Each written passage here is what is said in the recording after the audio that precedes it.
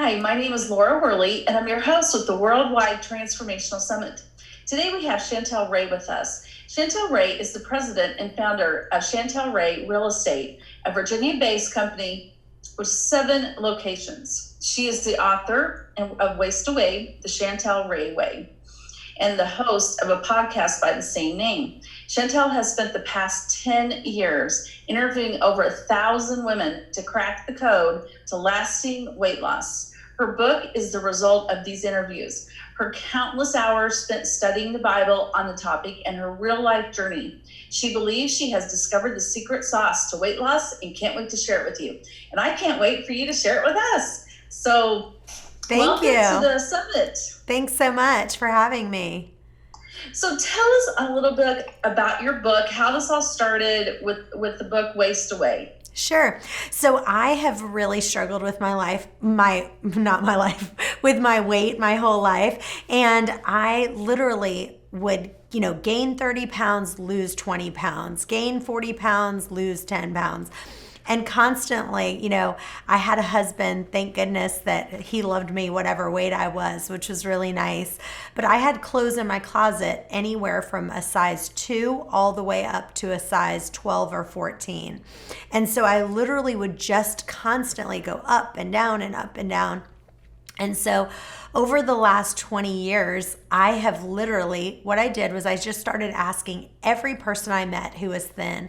I just asked them a series of questions. I would say, like, have you been thin your whole life?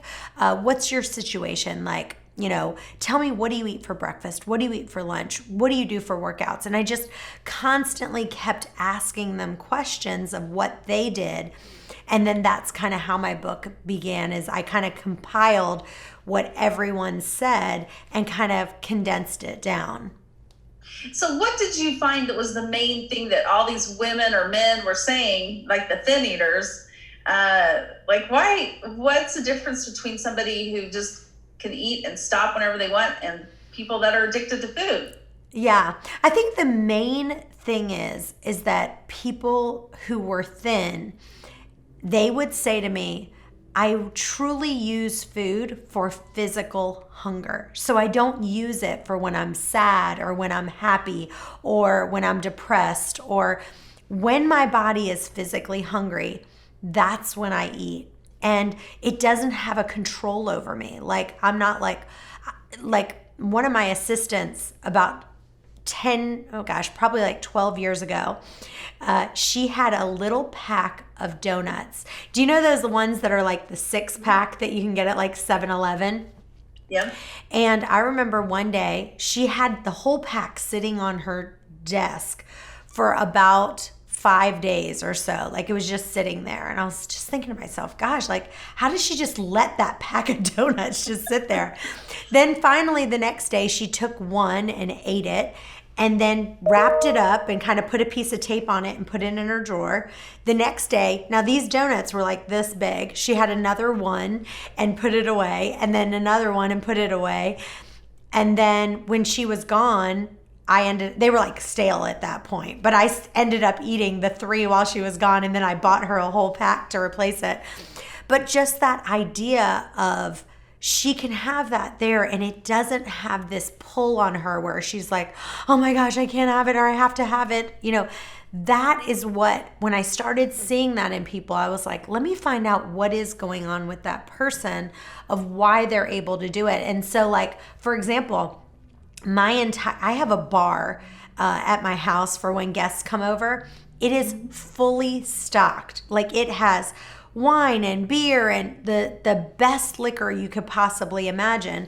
But I personally have drank twice in over a year, and like one drink. I'm not a drinker. I don't really need to drink. It's not my thing, And so that's kind of where I saw that, and I was like, man, I need to start really digging in deep and figuring out what's going on up here, not what's going on in your mouth, but what's going on between their head, that they are able to not have the food, then be obsessive compulsive over it. And that's really what, kind of made me interview all these women. And every time I interview, sometimes I'll learn one more little nugget. And so I'm getting ready to rewrite my book because even since I've written my book, I feel like I've, just every time I interview, I learn one more little thing that I'm like, oh, I need to talk about that. Well, so basically, you found that then with the other women that you interview, it's easy for them to just listen to their body. When they're done, they just stop. Yes. And I will say this, though. One of the things that I have found is, and this is what I'm going to talk about in my book, is in my next episode, is that, so for me, when I eat dairy or I eat gluten or when I have grains, I just don't feel good. Like my body, my thyroid doesn't function as well. I don't feel good. And so what I do is, like, if I want some chocolate, like I'll show you a picture of this chocolate that my assistant just bought for me. So like this chocolate has no wheat, no peanuts, no dairy, no soy, no eggs, no this, no, you know what I mean? But it's absolutely delicious. It's made with like a little bit of rice milk. And when I want a piece of chocolate, for me, I will choose to eat this because when I eat it, I feel like $1,000,000. So like if I eat, a Snickers bar or something like that, so what I'm going to talk about in my next book is that there's two people, right?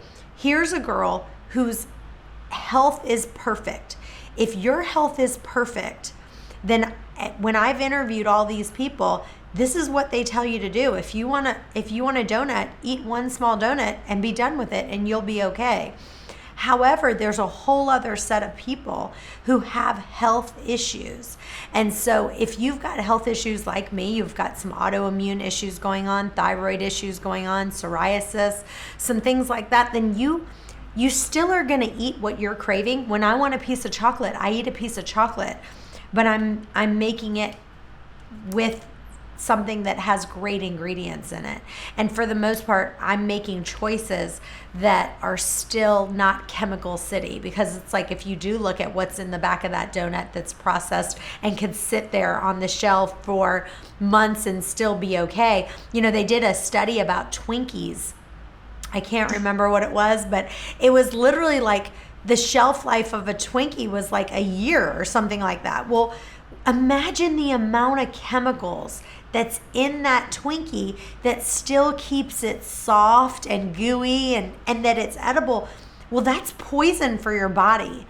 And so why would I want to put that poison in my body? So I give some real examples of like, hey, eat what your body's craving, but don't be putting these chemicals in your body. And this is why our rate of cancer and disease and why everyone's sick. And now we're doing, chemicals and all these different things. That's not what I suggest doing. So this new book is going to really talk about, hey, even if you are healthy, eat what you're craving, but make it an option that is going to still make you feel like $1,000,000. Because that, at the end of the day, is the most important thing, is how do I feel when I eat X, Y, and Z? Well, okay, so your book, Waste to Weight, is based on certain principles.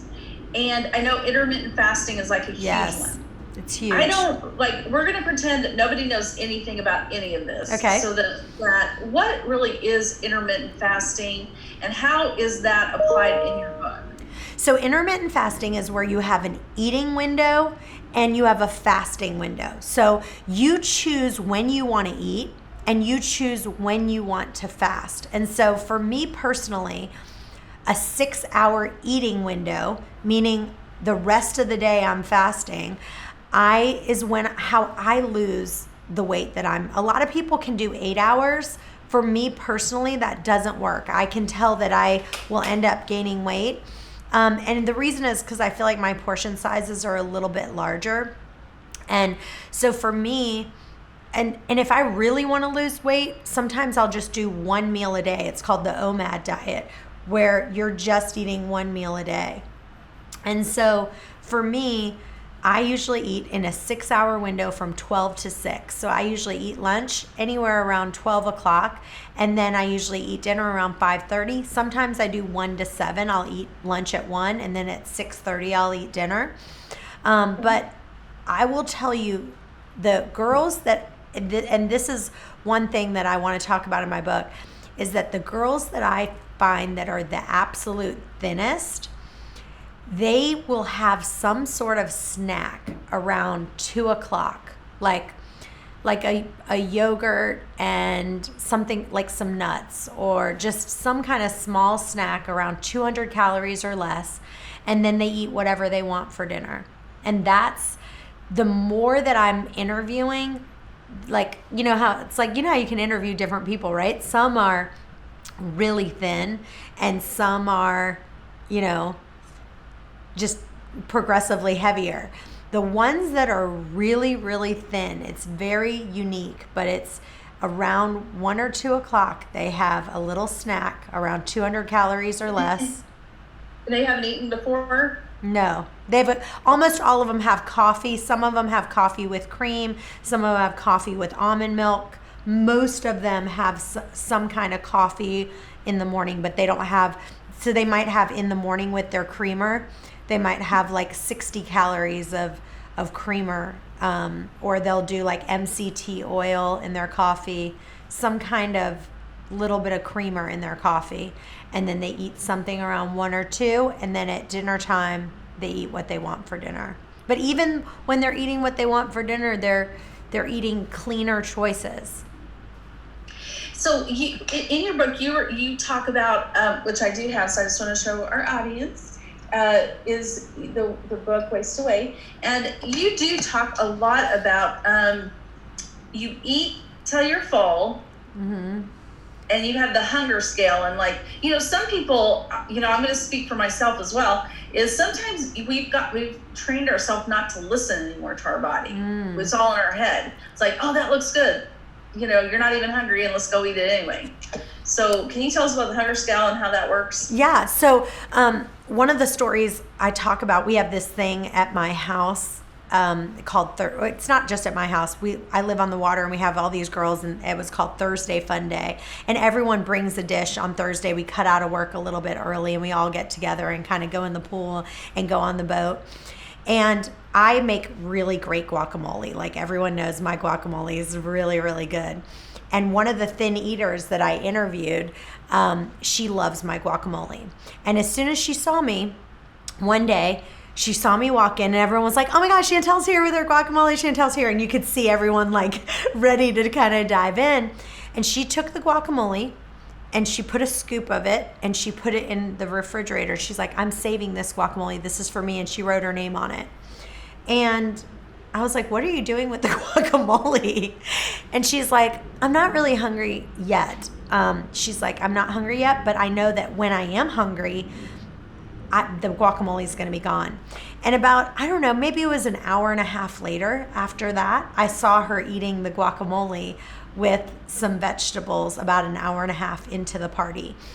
And that's a perfect example of something that a thin eater would do. Like, she's like, I know I want that, but right now my body isn't physically telling me that I'm hungry. So I'm going to save it because I don't want it to be gone. And I'm going to keep it for then. And so that's, again, these are different things that you learn. Like, how would I have known that story, right? Like, I watched that from her doing it. And so then I was like, oh, okay. So if I really want something and I'm not quite hungry, I can just take it, I can save it. And then when I am physically hungry, now I can go back and visit that and do it. So that was really powerful for me to be those are the kind of things that I really like. I'm like, ding, ding, ding. You know, I'm like a little antenna. I'm like, okay, what are you going to do? What are you doing about that? What are you doing? And those are the things I've kind of documented in my book.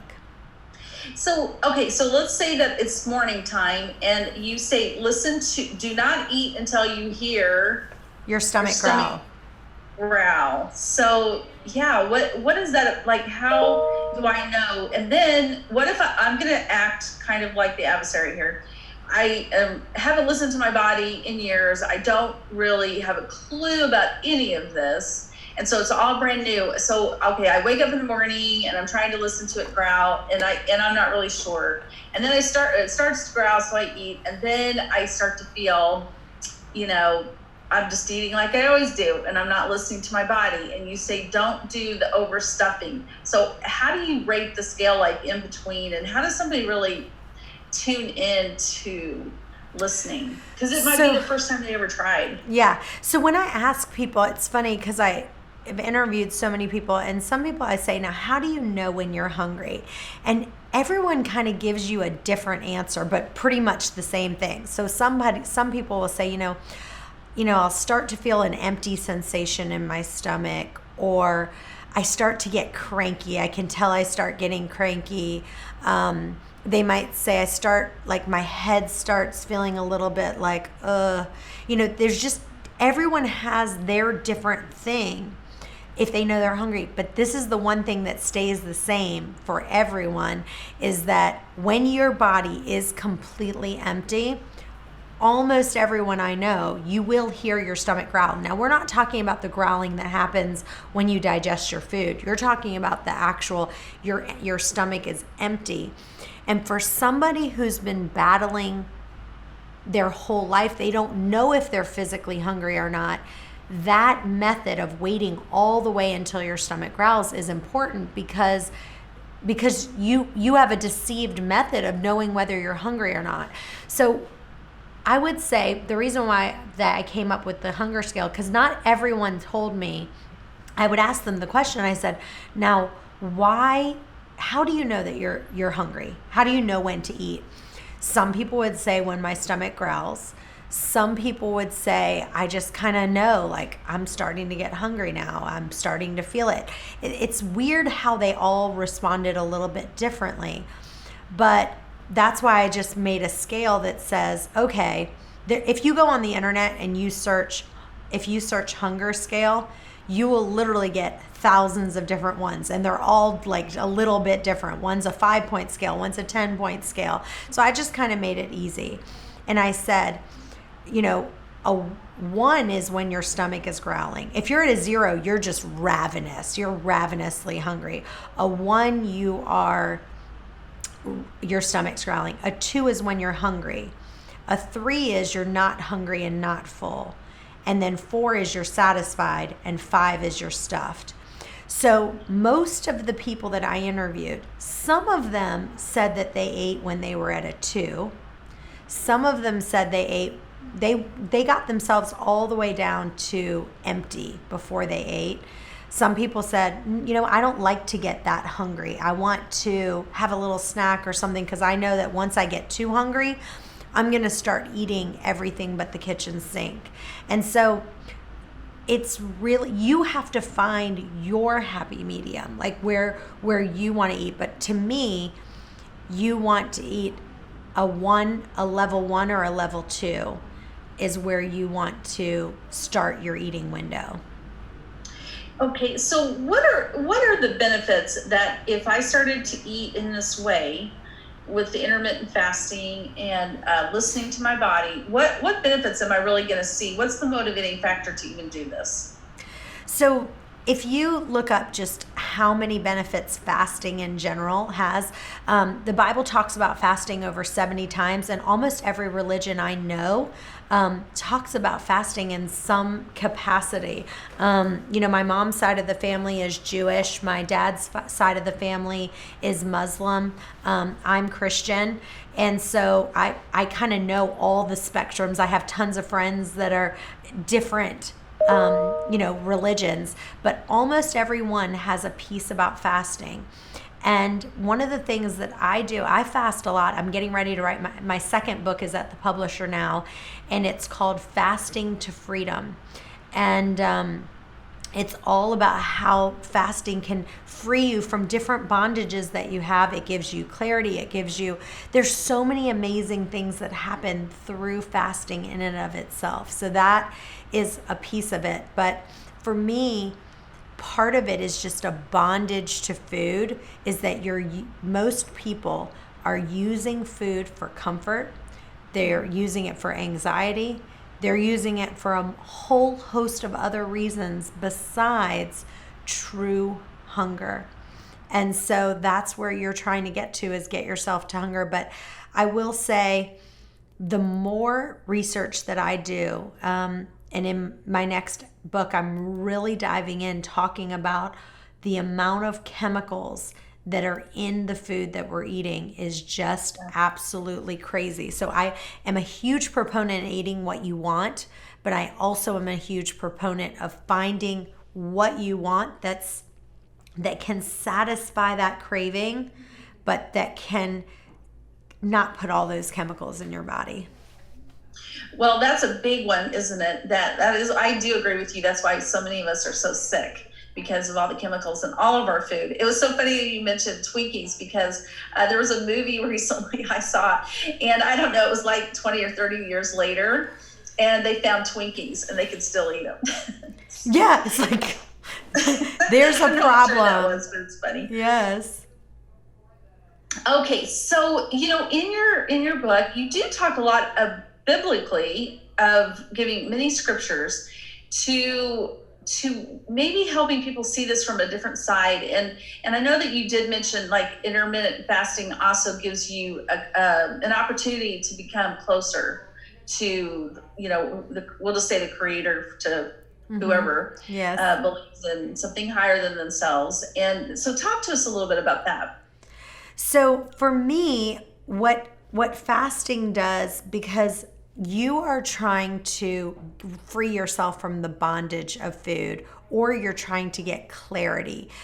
So whenever I'm trying to like figure out, like I have a big decision to make. So I just purchased another building, like for one of my real estate offices, and I just didn't know if this was something God wanted me to do or not. So I like had me and a couple of our friends, we fasted about it so that we could have clarity, and things just pop up. And at the end I was like, you know what, I do have a piece about this coming through or not coming through, and I did have a piece or clarity of it. And so it also is, I believe that when you're fasting, it kind of says to God, hey, it doesn't bring God closer to you. Somehow I feel like it brings you closer to him, because you are just kind of crying out. Like it's almost like you going belly up, like a dog that goes belly up, and they're just kind of saying, God, I need you to help me in this area. And I'm willing to surrender to you because this is an area I'm struggling with. And so every time I fast, I just kind of go, God, this is an area that I'm struggling with, and asking for you to help me to kind of break me from the bondage of food. Well, can you tell us maybe your experience or an experience of another person who began this changing the way that they eat, but really relied on God, the creator, the Lord, whatever you say, and maybe the miracles that came from that? Yeah, I mean, we have so many testimonials of people who are like, again, we have tons of people who are really healthy, and they say, they eat pizza, they eat, all the foods that they've deprived themselves for so long, and so now if they want a slice of pizza, they eat a slice of pizza. One of the stories I tell about one of my friends, and she every time she hears this story, she's like, why are you sharing that story? But it's a perfect story, because one day I had ordered a pizza. And so now when I order pizza, if I can, you can go to like Your Pie or one of those places, you can get like gluten-free and dairy-free now. So, if that's what you're craving, if you want to get gluten-free or dairy-free, but if you don't have any problems with gluten or dairy, then just eat a regular pizza that has gluten or dairy. So anyway, I had one of those personal pan pizzas, and I ate half of it and I stopped eating it. Well, my friend had ordered this huge Caesar salad that was like this big with grilled chicken on it and croutons, because she thought that was kind of the healthy thing to do. But if you look at it, it was like a 900 calorie salad, right? And it was huge. She ate every bite of it. And then I was like, how was your salad? She's like, it was okay, but I really wanted pizza. She's like, are you going to finish your pizza? And I was like, no, I'm not going to finish it. So then she ate that. And then she finished the half of my pizza. So that's a perfect example of exactly what somebody who has an eating issue does. Because what they'll do is they'll order the salad with the grilled chicken because they think that's what they should get, because it's the quote healthy option, which meanwhile that was a 900 calorie salad with all that Caesar dressing all over it. And Right. then they weren't satisfied. So now she ends up going, I'm not satisfied. I really wanted the pizza. So now she ate half of my pizza. And that is a perfect analogy. When that happened, I was like, oh my gosh, I've been doing that for so long. I'm not going to do that anymore. The difference is for me now is that I realize that there's so many ways that I can still feel great, and I can make a cauliflower crust pizza and have dairy-free cheese, and this, I'll feel great. Or I could eat a piece of pizza that's regular that has gluten and dairy, and unfortunately my particular body responds so horribly to that I feel so terrible. But that's why in this next book I make it very clear. I go, you have to pick your path. Are you healthy? If you're healthy, then eat the slice of pizza with the gluten and the dairy. If you feel fine eating, 2 slices, then great, eat that. But if you don't feel good when you eat it, then here's your other path that you're going to take. You're going to go down this lane, and you're going to still eat what you want, but you might be eating it with cauliflower and dairy-free cheese instead, and you still kind of satisfy that craving of pizza, but you don't have to feel awful once you're done eating it. So I think the big point is you're trying to at least satisfy what you want to eat, whatever that is, and then stop and eat within the 6 hour window or 8 hour window or 4 hour window, whatever it is for the fasting period. Yes, the reason why the fasting is so important is because what it allowed me to do so my trainer, his name was Chris Sykes, is who actually introduced me to intermittent fasting. I never heard about it before. And he's the one who told me about it.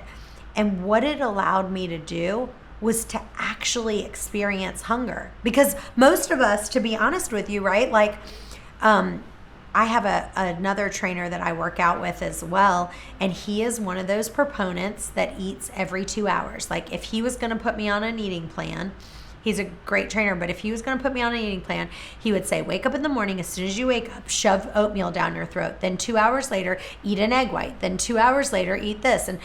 And you never ever experience actual hunger. And so that's what intermittent fasting did for me. When my trainer, Chris Sykes, told me about it, I was like, oh, okay.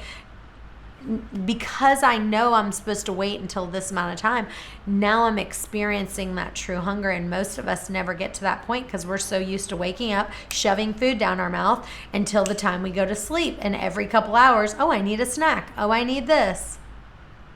Well, actually, I mean, for a very long time, based on certain, like the circadian rhythm and that kind of thing, they say to eat the first thing in the morning and then kind of don't eat like past 5 or 6 or something, and then have that fasting that time. But do you think the time period matters when you do the fast? So it does. The time period only matters in the sense of what works for your body. Like I said, I have a ton of friends that they eat in an 8 hour window and they do really well. I have other people that unless they do a 6 hour window, they're not going to lose weight. And so for me, it's either a 6 hour or 8 hour eating window is what I recommend for intermittent fasting.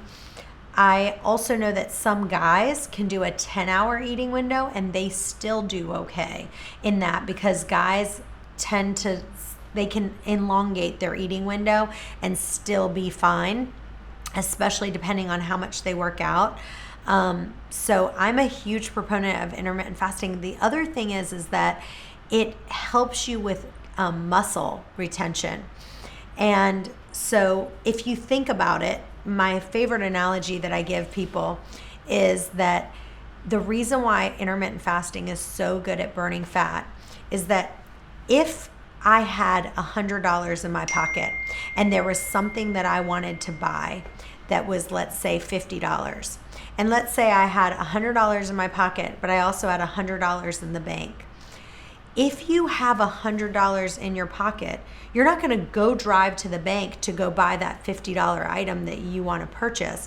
You're just going to take it out of your pocket and pay it. Well, it's the exact same way with your body. If you have glucose in your body is going to first use the glucose for fuel. Well, if you've used up all your glucose, Your body needs to get energy from something. So it then goes to the fat, but it only goes to the fat when the glucose is used up. And so that was like a real aha moment for me. One of the girls, she was Miss Virginia, and when I was interviewing her, and I have her on my podcast. So if you go listen to my Waste Away podcast, you can listen to her. And what she talks about is this. She says, I love the feeling of my stomach growling. And because I feel like as soon as it growls, she's like, I'm like, ooh, I'm burning fat. I'm burning fat. She's just like really excited about it. And so we have this connotation in our brain that says, oh my goodness, I don't want to be hungry. You can't be hungry. Oh, that's not good for you. Oh, you're going to ruin your metabolism. Oh, this or that. And all those people who are like, you're going to ruin your metabolism if you don't eat breakfast first thing in the morning. I look at them and go, really? Because I have hundreds, thousands of women who have lost weight and they cut out breakfast. So your plan does not work, including mine. I am a living testimony. I used to eat breakfast all the time. When I was eating breakfast, guess what? That was additional calories that I was feeding my body. And so now I just substitute. You have to see, if you go on my Facebook page, I'm posting a video of me making my coffee. I now do a coffee with a little bit of MCT oil and non-dairy creamer. And I use an immersion blender, and it is like delicious. And I'm now eating fat. It's crazy. So I'm eating fat in the morning, and so kind of tide me over for those people who are like, there's no way I could go without eating breakfast. If you have this cup of coffee that I make in the morning, you are not raising your blood sugar. You're actually lowering your blood sugar when you take it. And then you can make it to 1, 2 o'clock in the afternoon, and you aren't like ready to bite someone's head off with, just being so cranky from eating. And I think the basic thing is you're saying is find what works for you, because maybe breakfast and lunch is the best for you. And yes. You've done by 4. I can understand how that you've got it in so many different ways that you look for what's best for you. And I have interviewed not very many people, but I have a few that say, I just I love to eat in the morning. I love a big breakfast, and then I have a small lunch, and then that's all I eat. I just skip dinner every single night. There's a few of those people that I have interviewed, or they'll say, during the week I eat breakfast and lunch, and on the weekends I just have dinner. But it's like it's all over the place. But the one thing that is true, there was very few women that I interviewed, and there were some, about 10%, 10 to 15% of those women who did eat 3 times a day. But if they did eat 3 times a day, that first meal was something so minute. We're talking about 100 calories or less that they were eating. And if you think about it, it's kind of like me. Like I'm eating about 100 calories worth of, oil, MCT oil or creamer or whatever. That did not affect them. That 100 calories that they were eating didn't affect them. Now, is this something that you do every day of your life, or is this just like a period of time that you do it? There's still, my husband I just went on vacation a couple weeks ago, and my husband got so mad at me because I saw these 2 girls, and they were like in their 40s, and they had the most beautiful bodies. Like they were drop dead gorgeous. I put little snippets of their recording on my Facebook page and Instagram for you to see.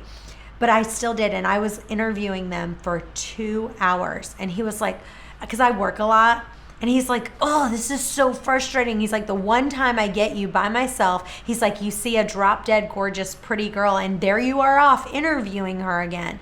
He's like, can you not just, sit down and just relax? So I'm obsessed with it. So as soon as I see somebody, I'm like a magnet for a girl with a great body. And so I still am doing it because I'm still learning. I'm still learning little tiny nuggets every single time. And that's why I'm writing another version of my book, because I feel like, oh, I got another little nugget from that girl. And so, but are you saying though that is this intermittent fasting thing something you do every day though? Every Or day. Yeah, so on the weekends, I would say every once in a while, like on Saturday night, I'll do an 8 hour window instead of 6, because we might go out on Saturday for a nice dinner. So I might do like 1 to 9, and I'll do start eating at 1 o'clock, and then I'll end at 9. So that's an 8 hour eating window. So on Saturdays, I might do that. And like I said, like a couple weeks ago, I barely ever eat breakfast, but one morning, I woke up, my stomach was growling. I was just really, really hungry. And I was like, I'm physically hungry. I'm going to eat breakfast right now. So I had an 8 hour window that day. I ended up eating breakfast and a later lunch and a little snack for dinner. So again, every once in a while, once in a blue moon, I might eat 3 times a day, but it's not very often. Almost always, I'm either eating only 1 meal a day or I'm eating 2 meals a day. For the most part, I eat 2 meals a day. But again, like I went out to Aldo's, one of my favorite restaurants here, and I ate a bigger lunch than I really had planned on. When it came down to dinner, I wasn't physically hungry, so I'm not going to eat. If I have a big meal, that big meal for lunch, I'm not eating dinner.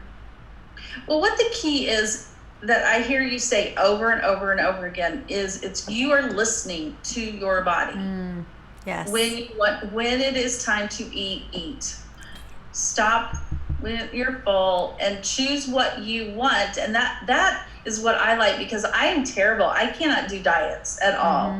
Like I have failed at every single one of them, I believe. Yes. So I cannot do them. And that's why I like your idea that you can eat what you want, but it's more training yourself to really learn to listen to you, which is something I need to do to train myself to do that. Yes. Now, one of the ideas that I really liked, you said, in your book, heal your thyroid without medication. So, one of my friends just came to me and she said, hey, I just got my thyroid checked. Can you look at it? And my doctor wants me to get started on Synthroid right away. And Synthroid, in my opinion, is a horrible drug for you to start taking. Depending on where your thyroid is, I am a proponent of Armour thyroid or a natural desiccated thyroid if you absolutely need it. But what I have found for me personally, if I eat fruits, vegetables, and lean meats, and I'm basically eating a paleo diet 95% of the time, my thyroid functions. So again, it goes back to me personally, only me. When I eat dairy, when I eat gluten, and when I eat grains, there's something about that combination. I have some kind of food allergy, something's going on in my digestive that when I do that, my thyroid stops functioning. So much so that I did a test, and they say that your thyroid numbers, you need to give it like a month or 6 weeks before you retest to see if, like once they give you the medication, a lot of times they say, don't take it before 6 weeks. I took my thyroid, I went and got my own blood work done and took it every single week for a few weeks just to see what my thyroid was doing. It was unbelievable. When I was eating paleo, no grains, no anything like that, my thyroid was functioning optimally. Fantastic. As soon as, awesome. Yes. And so I have proof of it. I mean, I literally went and got the labs done myself. And so I know how I feel. I mean, this is stuff that I have experienced myself, and I've watched other people. So this girl, we're gonna do her as a living proof too. So she'll be the second one. She got her thyroid checked. Her TSH was at 2.5, which is a little bit on the high side, not too bad. But again, what did the doctor do immediately? Here's Synthroid, take this. And I said, let's just do an experiment. For the next 30 days, I want you to just eat paleo, no dairy, no grains, no gluten. And I want you to see how you feel, and I want you to then go back and get your thyroid checked and see how it goes. So she just started that this week, but I can guarantee her numbers are going to go down for sure. That's awesome. Have you heard more of how iodine might help, or do you feel it's just based on eating well and doing this intermittent fasting?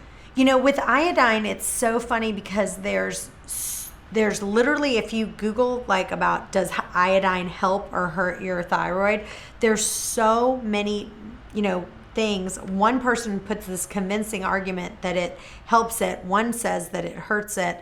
And for me personally, what I've found is I don't like sit there and start again, like being obsessive compulsive and going, okay, how much iodine am I having? Am I doing this? For me, it's about having, I do some supplements that are all natural that help me feel better. And then I also just eat very, very clean. And I know that's what makes my thyroid function. I mean, they even have out there that, cruciferous vegetables like kale, cauliflower, things like that can mess with your thyroid. Well, as someone who personally struggles with thyroid and has thyroid issues, when I eat kale, my thyroid works just fine. That's not what's holding my thyroid back. So they can do all these studies. But again, I'm telling you, I have hypothyroidism. I struggle with this.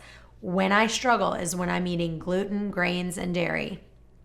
That makes sense. It does. And I too have that as well. And it's kind of interesting to me. It seems almost like there's also been kind of a spike and people will say, well, I have a thyroid issue.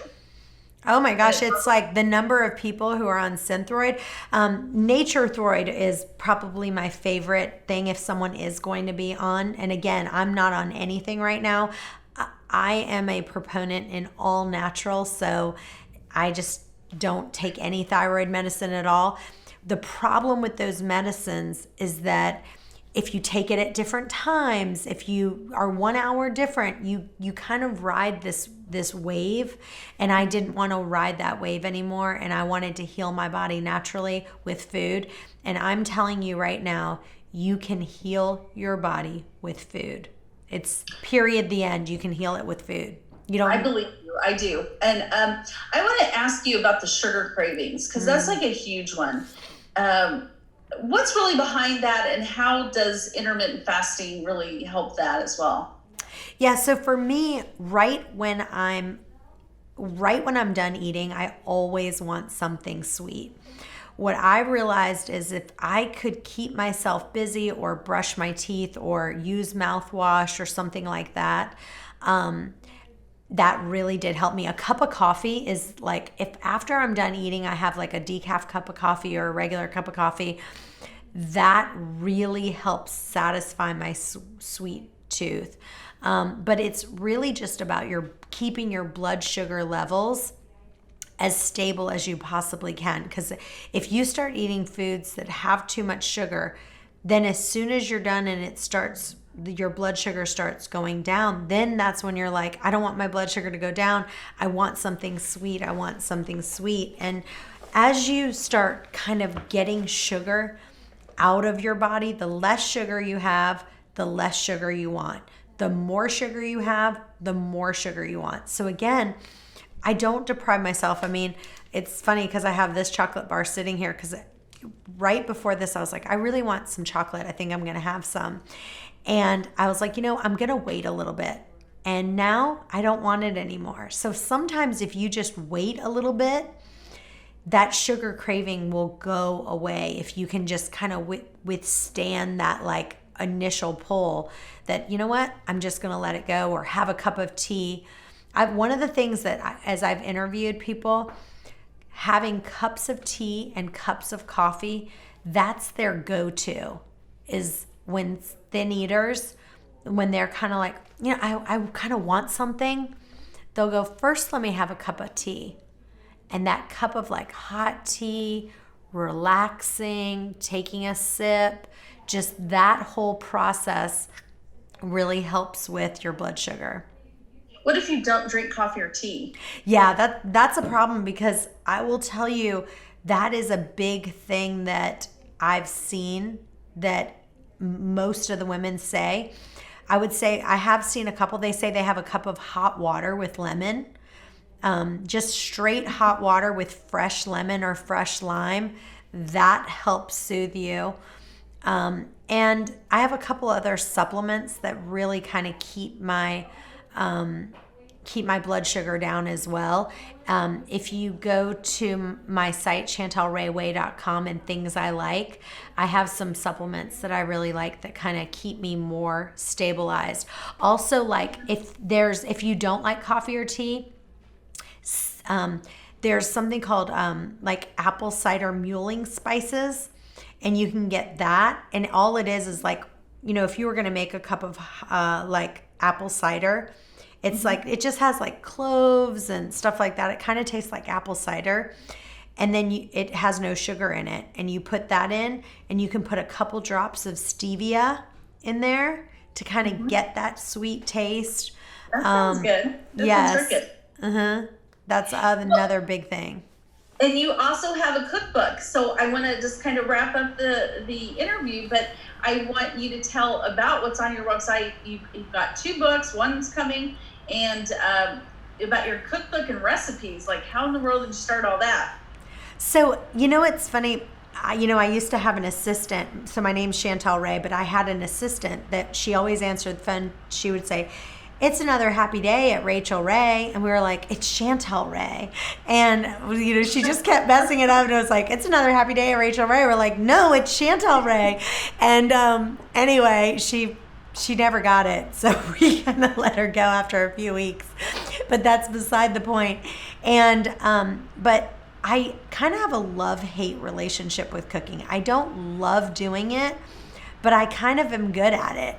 And so I've kind of learned that if I want to make cookies, like what I'll do is I've got this molasses cookie recipe that has just a little bit of molasses and a little bit of honey, and it has no grains. It's made with almond flour, and I'll make a huge batch of it, and then I'll put it in the freezer. And then when I want a cookie, again, like I'm craving a cookie, I can have that cookie. I feel like $1,000,000 when I have that cookie. It has 0 preservatives. It's handmade, but it's sitting in that freezer. I even have some here at work, my work freezer. And when I want something, I have a cookie, but I can still feel like $1,000,000 after eating it. And I know all the ingredients that are in there. So I've got some great sweets recipes too.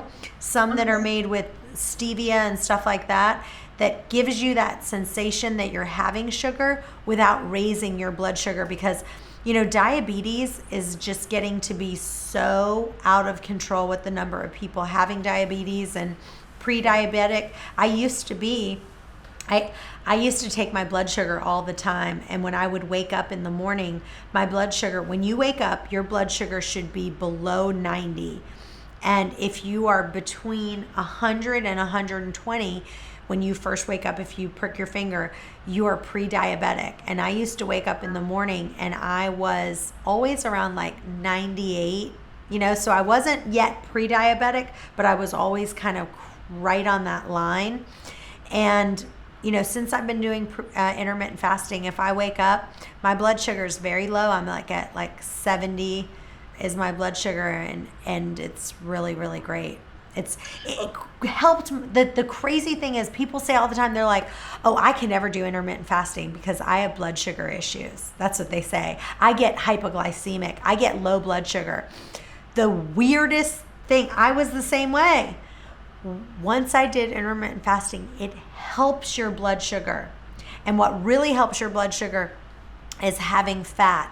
Having a high fat diet keeps your blood sugar very, very stable. That's kind of like keto, right? It is keto. Keto intermittent fasting, or no? The reason why I don't want to be obsessive compulsive with my food and going, how many grams of carbs am I having? I eat what I want to eat, but I make choices where I do watch how many carbs I'm eating, but I never count them. Like, I'm not like, how many carbs is this? How many carbs is that? Have I gone under 20 carbs? All of that. I don't do that. I eat as much vegetables as I want. I'm not counting that. I eat fruit when I want it. I eat a lot of berries. I eat a lot of raspberries. I eat a lot of blueberries. But at the same time, I'm very cautious about having too much. Like, you won't see me eating a banana very often. Like, if I'm craving a banana, I might eat it every once in a while, a half a banana.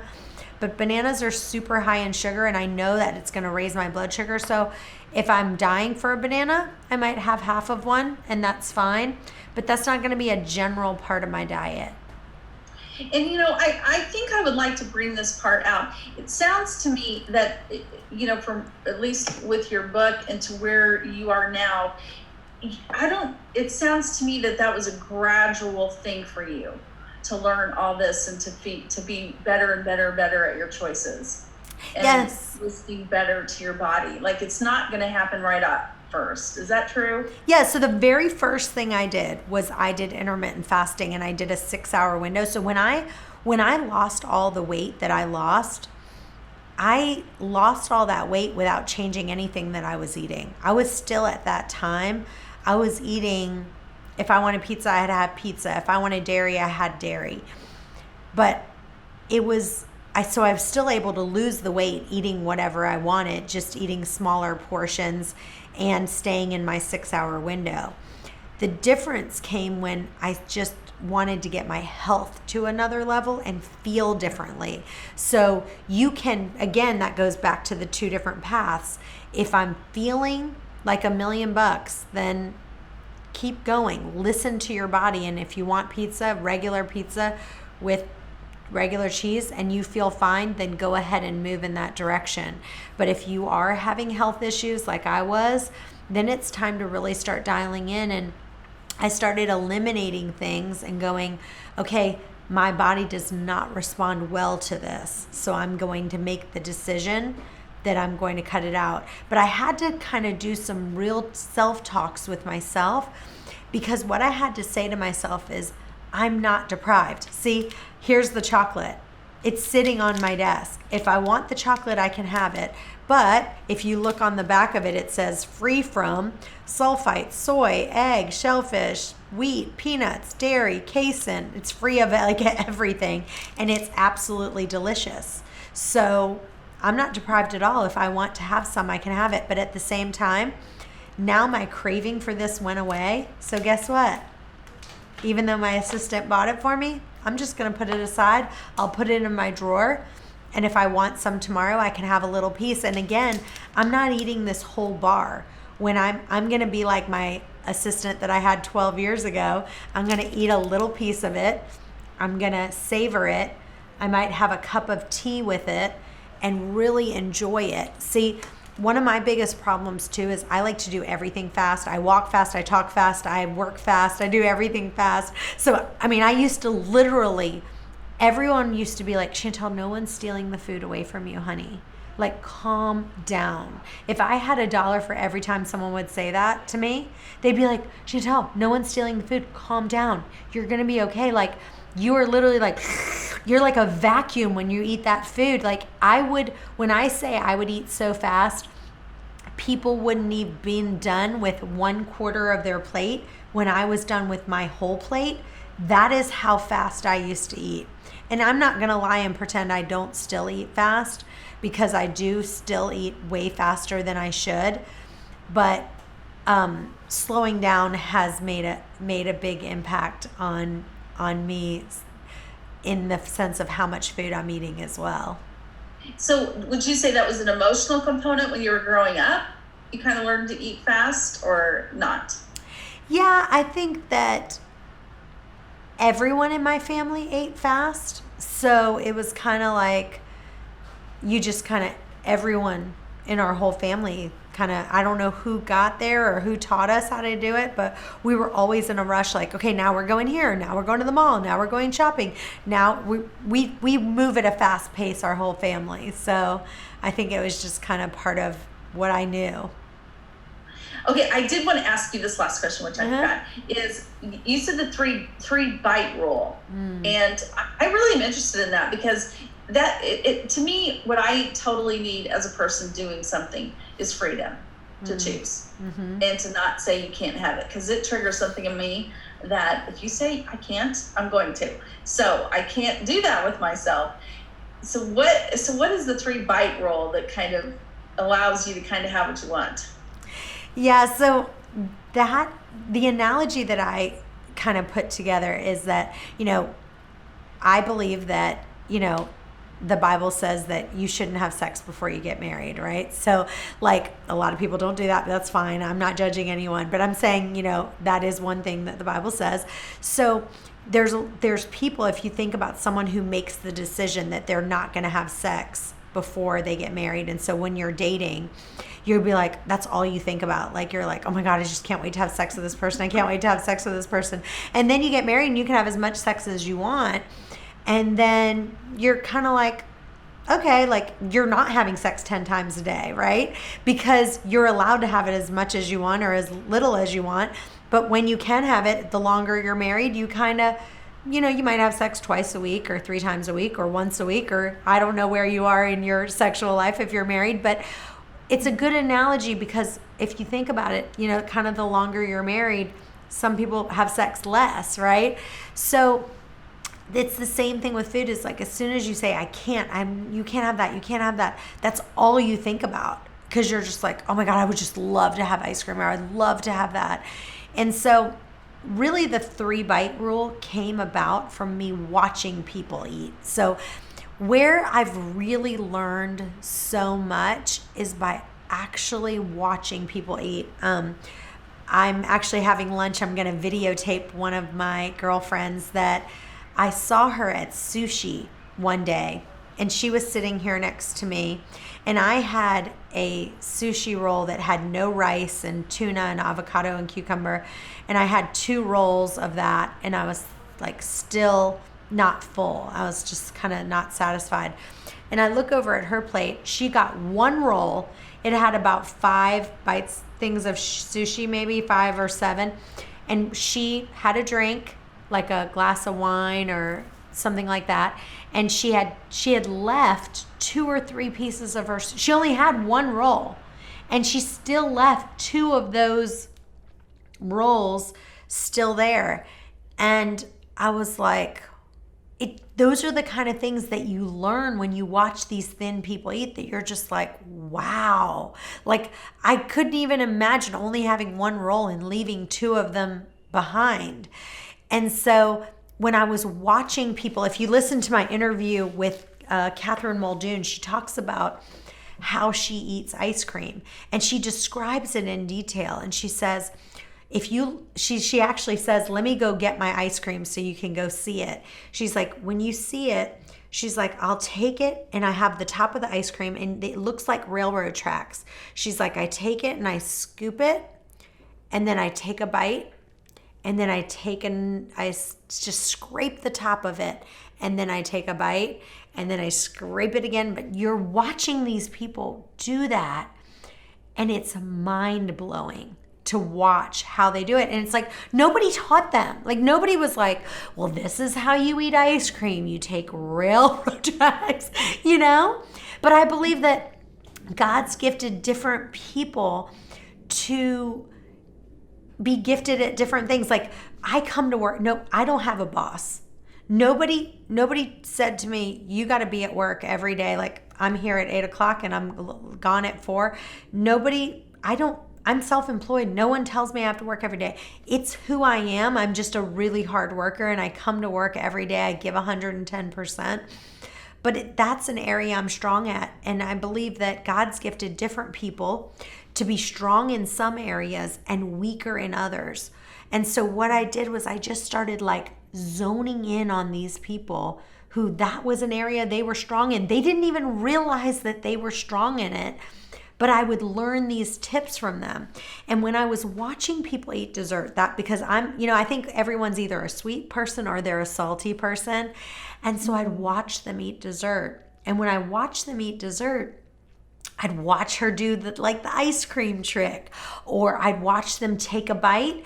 And as I averaged it, it seemed like these people were eating about 3 bites of dessert, if you really looked at them. So, and then they pushed it away. So that's where I got that 3-bite rule from, was that I was like, I just watched them eat their dessert. And I was like, I'm going to count the number of bites that they ate. And so I'd be like, okay, she had 4 bites.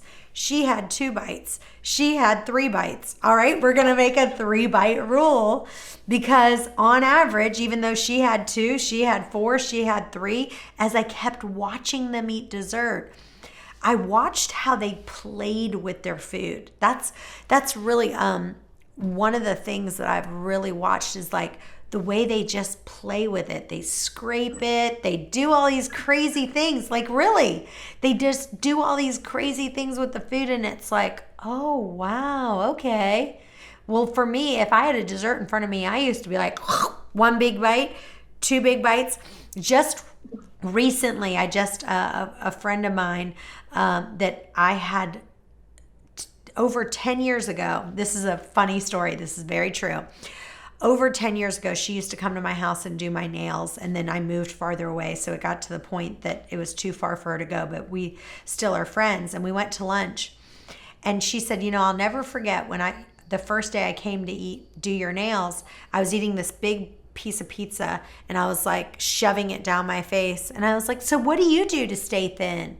And she's like, well, the first thing I do is I eat it with a fork and a knife, because I'm like shoveling down. She's like, slow down, stop and eat that pizza, cut it up into small bites and eat it. And this last time when we went to have lunch, I was looking at the bites. I was watching her eat.